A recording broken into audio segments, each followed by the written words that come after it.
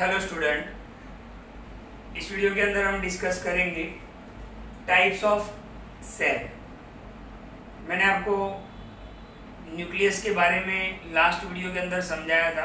उसमें मैंने types of cell prokaryotic and eukaryotic के बारे में बताया था, लेकिन हमने डिटेल में नहीं देखा था। तो यहाँ पर हम डिटेल में डिस्कस कर लेते हैं कि टाइप्स ऑफ सेल के दो टाइप्स होते हैं। एक होता है प्रोकैरियोटिक और दूसरा होता है eukaryotic cell. Prokaryotic cell and eukaryotic cell. तो प्रोकैरियोटिक सेल और यूकैरियोटिक सेल में क्या डिफरेंस है? बहुत इंपॉर्टेंट क्वेश्चन है, एग्जाम में पूछ लेते हैं कभी कभी डिफरेंस। तो वीडियो को अच्छे से देखना है आपको। और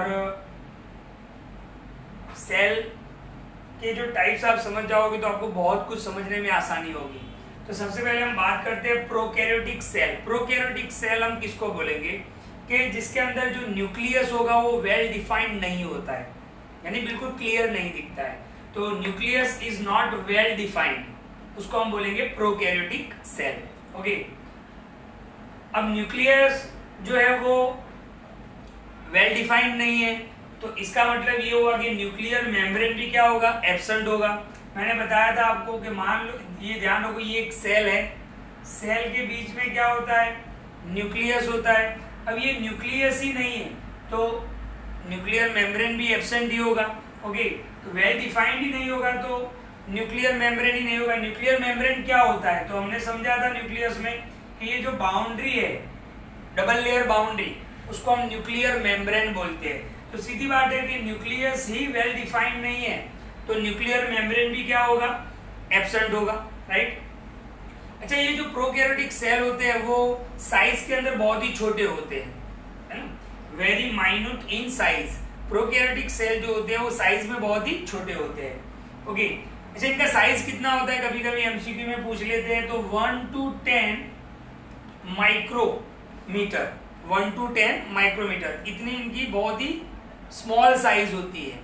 तो very minute in size, size में बहुत छोटे होते हैं। इनका जो साइज होता है उसकी रेंज कितनी होती है? 1 to 10 माइक्रोमीटर। ओके, अच्छा, इसमें एक और भी चीज है कि सिंगल क्रोमोसोम्स प्रेजेंट, है ना। तो हमने देखा था कि न्यूक्लियस के अंदर, ये सेल है और ये न्यूक्लियस है, न्यूक्लियस के अंदर तीन चीजें होती है: nucleolus, chromatin material and chromosomes. तो प्रोकैरियोटिक जो सेल होंगे उसमें सिंगल क्रोमोसोम प्रेजेंट होता है, यानी एक ही क्रोमोसोम प्रेजेंट होता है। ओके, और इसके एग्जांपल कौन से होंगे? Unicellular bacteria. यूनिसेल्युलर मैंने आपको समझाया है, जिसकी पूरी बॉडी के अंदर एक ही सेल होगा। उस टाइप के जो बैक्टीरिया होंगे उनके जो सेल होंगे वो कौन से होंगे? प्रोकैरियोटिक सेल होंगे।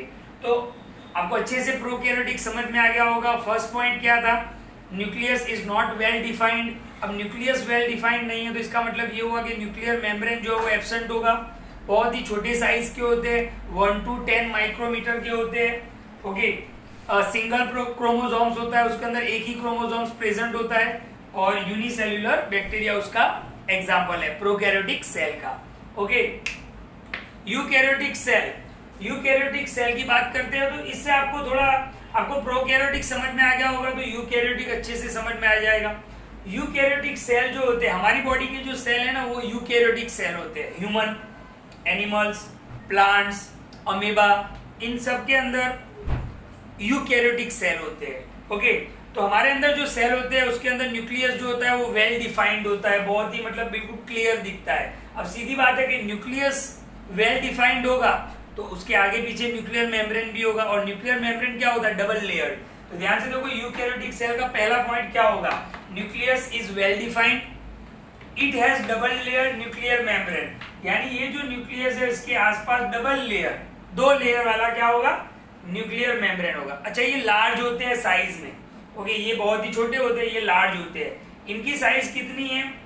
5 to 100 माइक्रोमीटर।